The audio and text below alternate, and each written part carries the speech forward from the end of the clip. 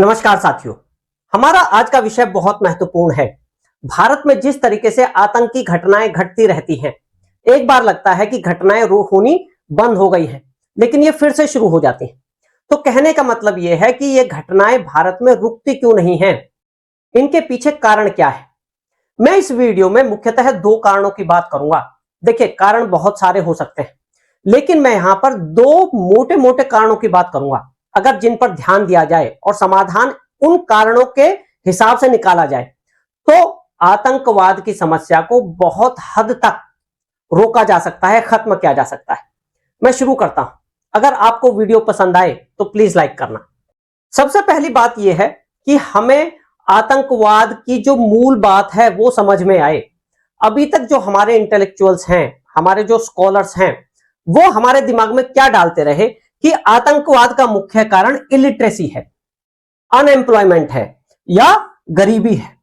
तो उन्होंने हमारे दिमाग में यह डाल दिया कि अगर ये चीजें सॉल्व हो जाएं तो भारत से आतंकवाद की प्रॉब्लम सॉल्व हो जाएगी।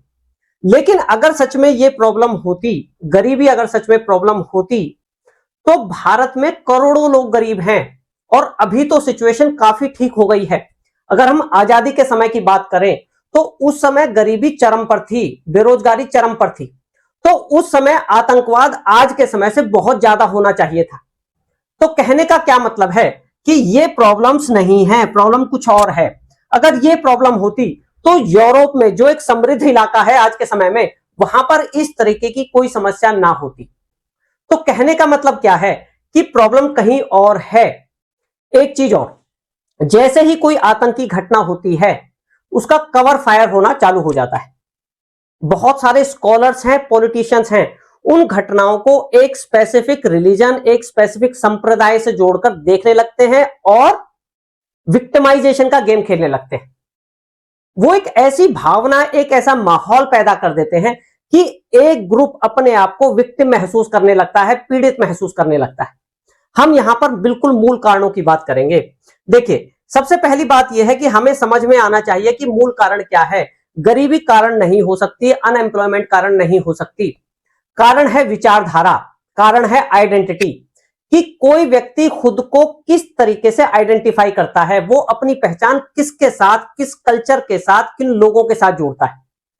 अगर हम मणिपुर की घटना को देखें तो जिस तरीके से वहां पर लगातार टेररिज्म बढ़ता जा रहा है, तो ऐसा लगता है कि बहुत सारे लोग अपने आप को वेटिकन सिटी से जोड़ने लगे और वो यहां का जो मूल समाज है उसके साथ रहने के लिए तैयार नहीं है।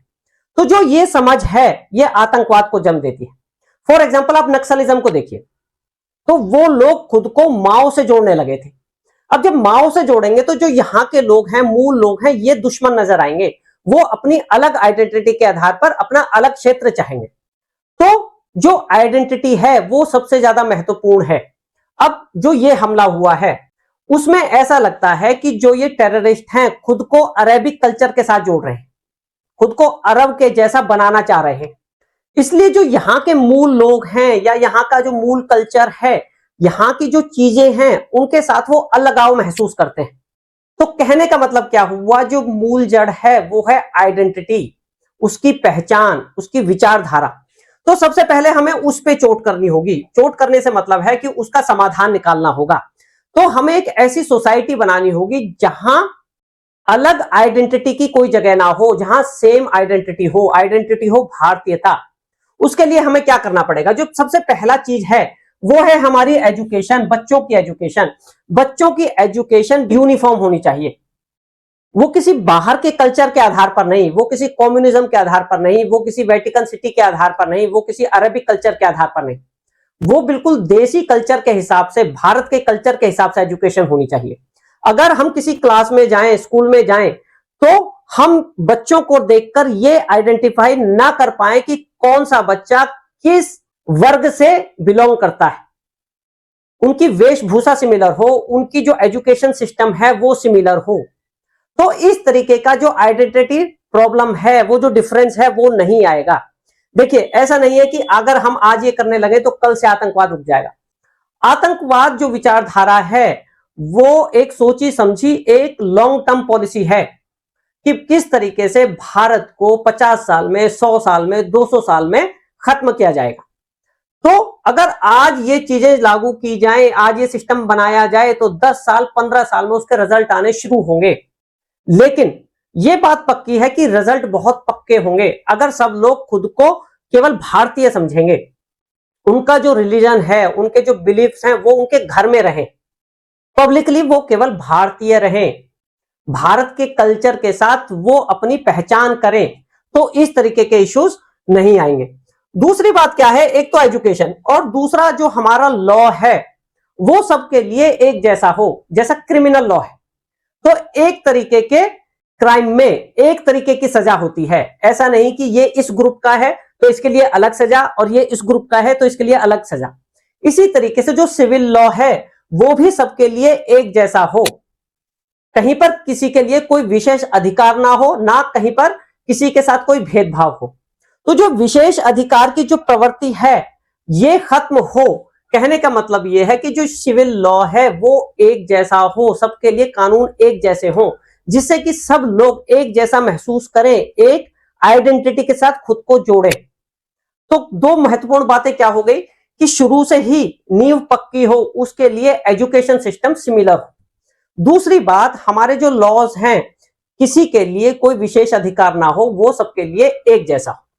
अब देखिए, अगर हम ये देखें कि जो हमारी समझ है, जैसे हम टीवी डिबेट्स देखें तो बहुत सारे लोग ये कहते नजर आ रहे हैं कि इसमें हमारी जो स्पाइंग एजेंसी है उनकी गलती है कि वो इस बॉम्ब ब्लास्ट को रोक नहीं पाए। तो हमें यह समझ में आना चाहिए कि एक्यूरेसी, हम कोई भी काम करते हैं उसकी एक्यूरेसी 100% होना, हमेशा 100% होना फिजिबल नहीं है। अगर दुश्मन 100 हमले करेगा तो पॉसिबिलिटी रहेगी ही रहेगी कि एक आध में वो सफल हो जाए। तो यहां पर स्पाइंग एजेंसी की कमियों की बात नहीं है, अगर उनमें कमियां होती तो पिछले 10-12 साल में बहुत सारे धमाके हो गए होते। तो कमी उनकी नहीं है, कमी कहीं और है। अब हम वो बात करते हैं कि मेन कमी और क्या है। अब देखिए, जैसे ये अटैक हुआ तो हमारी किस तरीके की अप्रोच होनी चाहिए और किस तरीके का मैसेज जाना चाहिए। अगर हम अभी की बात करें तो एक मैसेज ये जाता है कि भारत की जो अप्रोच है, भारत का जो सिस्टम है, जस्टिस सिस्टम है या पुलिसिंग सिस्टम है, वो बहुत कैजुअल है। आतंकवादियों को तो छोड़ो, जो कॉमन मैन है उसके दिमाग में क्या धारणा है। मैं एक किस्से की बात बताता हूं कि कुछ लोग बैठे हुए थे और ये जो हमला हुआ है लाल किले वाला, इस पर बात शुरू हो गई। तो एक व्यक्ति ने बहुत ही साधारण तरीके से एक बात कही, उसने बोला कि यार आप फालतू में डिस्कस कर रहे हो, इन बातों का कोई मतलब नहीं निकलना। आप ये देखोगे कि 6 महीने में, 8 महीने में, साल भर में जमानत मिल गई, किसी का कुछ नहीं बिगड़ने वाला। और वहां पर बैठे जो लोग थे और लोग थे वो उससे सहमत हो गए।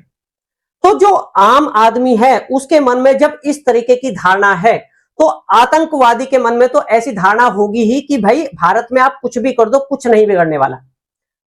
अगर हम महाराष्ट्र केस की बात करें तो 2006 में बॉम्ब ब्लास्ट हुए थे और अभी हाल फिलहाल में साल 6 महीने पहले डिसीजन आया।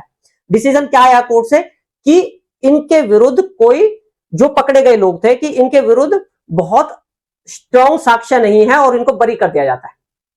और इस फैसले को आने में कितने साल लगे? 15-16 साल लगे।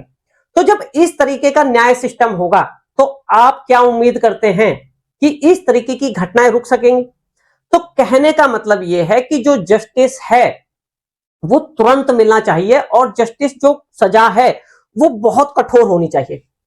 तो सजा कठोर होनी चाहिए और फास्ट मिलनी चाहिए।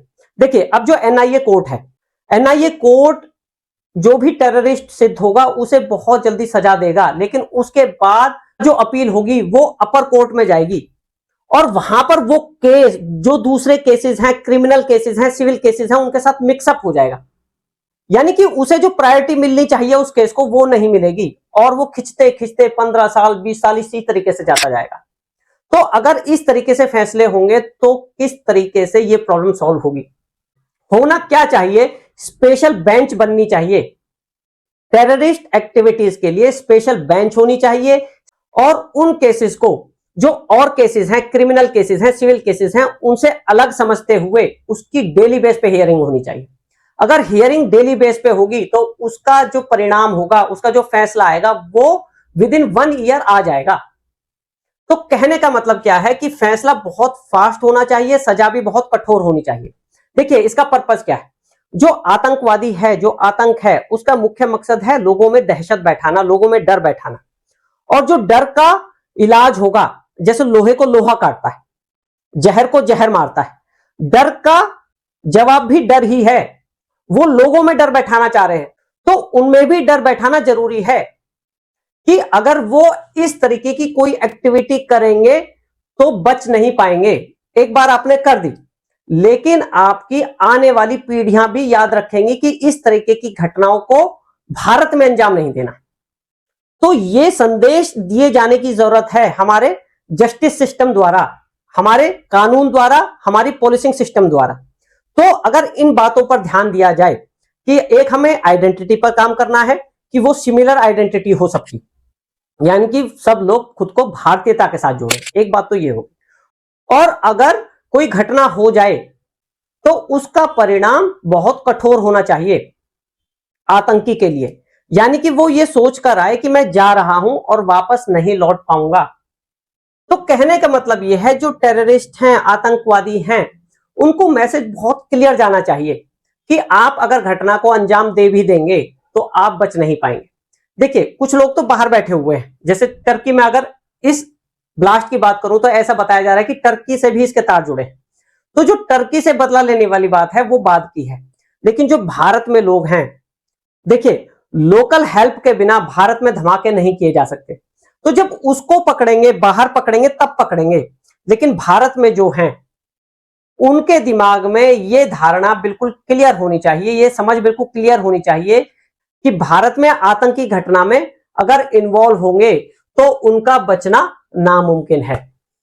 तो ये थी हमारी आज की वीडियो, ये केवल दो मोटे मोटे कारणों के ऊपर थी। आगे की वीडियो में हम और डिटेल्स में जाएंगे और महीन कारणों में जाएंगे और उनके समाधानों पर बात करेंगे। Thank you.